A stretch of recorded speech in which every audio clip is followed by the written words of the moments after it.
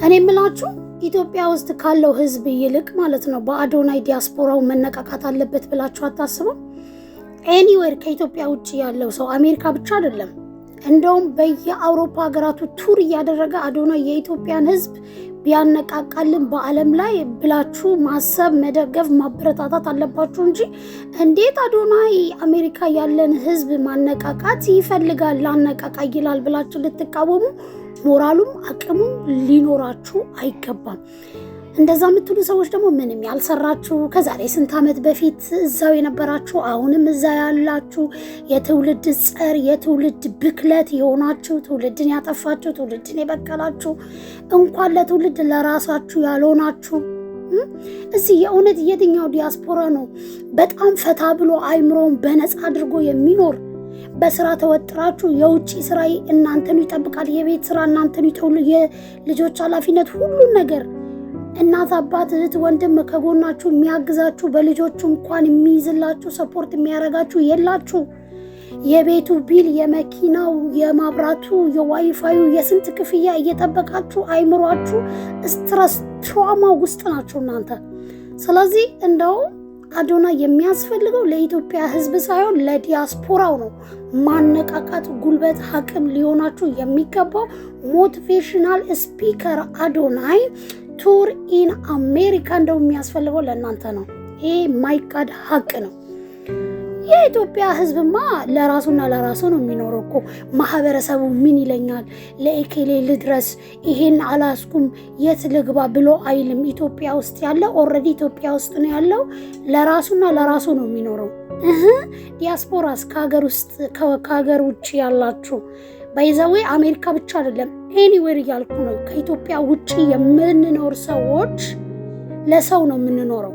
ኤኬሌ ምን ይለናል፣ ወደ ሀገሬ እንዳልገባ ምን ይዤ ልግባ፣ ባዶ እጄን ነኝ፣ ይሄን ቢኖረኝ ይሄ ምን ያደርግልኛል ብላችሁ የምትጨናነቁ አይምሯችሁን በጭንቀት የሞላችሁ የምር አዶናይ ለእናንተ ሞቲቬሽን ማነቂያ ያስፈልጋችኋል።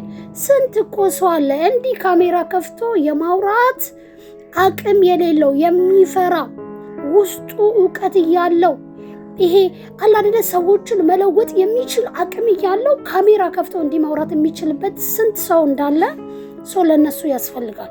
እኛ ነቅተናል ያላችሁት የነቃችሁት እናንተ ምንም ስታደርጉ አላየንም። እኛ ዘርን ከዘር ሃይማኖትን ከዘር እያባላችሁ ጥላቻን እየሰበካችሁ ፍቅርን ሊሰጣችሁ የመጣን የትላንትናን ትውልድ ሶሻል ሚዲያን በአንድ እግር ያቆመ የ26 ዓመት ልጅ ሆኖ የ40 ዓመትና የ50 ዓመት እድሜ ያላቸውን የትላልቅ ሰው ስራ እየሰራ እንዴት ነው እናንተ የአዶናይን መቃወም መቻል አቅም ያላችሁ? ኦ ማይ ጋድ ኢትስ ማይ ኩዌሽን ሪሊ ካን ዩ ኢማጂን ጋይስ?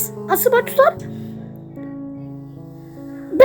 አብዛኛው ሰው አዶናይን የሚቃወሙ ሰዎች ማለት ነው እንኳን ለትውልድ ለራሳቸው ያልጠቀሙ ሰዎች ናቸው።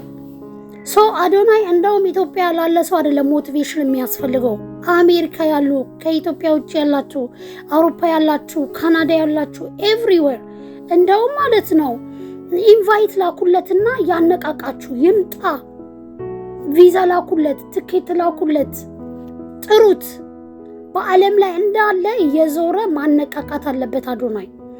በይዘዌ ማንም ብናገር እግዚአብሔር የመረጠውን ሰው ሊያወድቅ አይችልም። እግዚአብሔር ከፍ ያደረገውን ዝቅ ሊያደርግ አይችልም። እግዚአብሔር የሾመውን ሹመቱን ሊነጥቀው ሰው አይችልም። እግዚአብሔር አዶናይ መርጦታል፣ ከፍ አድርጎታል፣ ባርኮታል። በቃ በረከት በእግዚአብሔር እጅ ነው። ድንግል ማርያም በዘርፋፋ ቀሚሷ ሽፍን ድግፍ ድብቅ ታርጌ የኔ አባት መጎስ ትሁን። በአለም ላይ ብራ፣ ሰማይ ላይ ብረር። የኔ የዋ የኔ ደግ የኔ ልበ ንጹህ ትሁት በጣም ነው። በቃ እኔ ቅን ሰዎች መልካም ሰዎች የልቤ ድክመት ናችሁ ታውቃላችሁ። የምሬ ነው የምላችሁ። እኔ በዚህ ምድር ላይ በሀብት በምን ይሄ በእውቀት በምናምን አይደለም የምቀናው። ይሄ መልካም ልብ ያላቸው ንጹህ ልብ ያላቸው ትሁት ሰዎች አሉ አይደለ?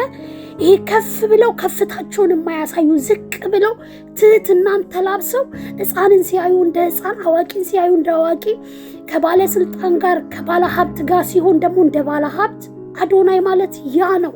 ይህ ሰው እንዴት ነው ልባችሁን ያልገዛችሁ? ምን አይነት ሰው ነው ልባችሁን ሊገዛችሁ የሚችለው? ካኒው ማጂክ ጋይስ እንዴት ነው ማለት ምን አይነት ልብ ነው ያላችሁ?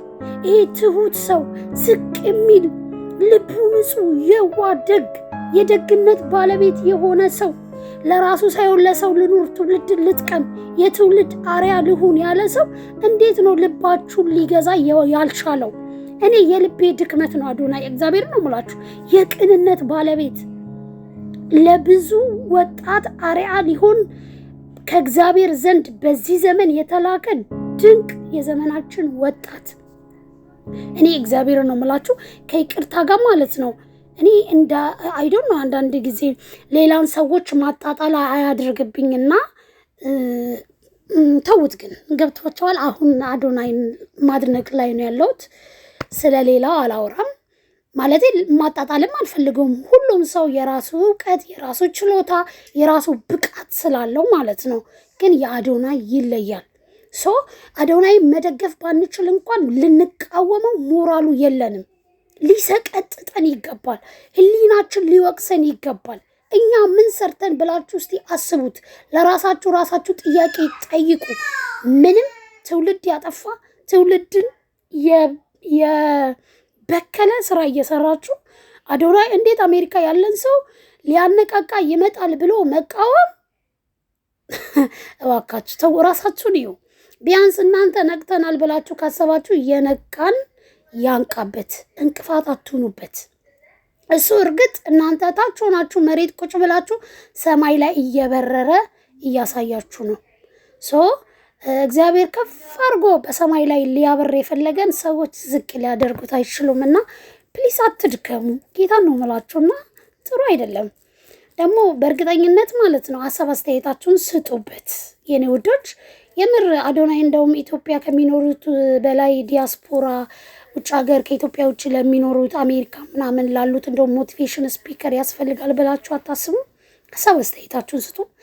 ለአዶናይ ያላችሁትን ፍቅር አሳዩ፣ ደግፉት። እሺ አትደግፉት፣ ግን አትቃወሙት። አትችሉም። ደስ የሚለው ነገር እሱ ማንም ምንም ቢቃወም አይወድቅም። እንደውም የእናንተ ተቃውሞ የእናንተ ልታወድቁት የምትፈልጉትና የምትሄዱበት መንገድ የእሱ ከፍታ የሆነው ይኸው በግልጽ እያሳያችሁ ነው። እና ታዋቂ ሰዎች በዓለም ላይ የታወቁ ሰዎች መድረክ ላይ በወጡት እግራቸው አዶናይ ከነሱ እኩል መድረክ ላይ ሊወጣ ነው። እንግዲህ በአሜሪካ ምድር ምን ታደርጉ? ምንም እየመረራችሁ ዋጡት። ቴንክ ዩ ሶ ማች ፎር ሊስኒንግ ቱ ሚ። ሶ ጋይስ ኮፒ ሊንክ፣ ሼር፣ ሪፖስት አድርጉ፣ ላይክ አድርጉ፣ ሀሳብ አስተያየት ስጡ። አመሰግናለሁ።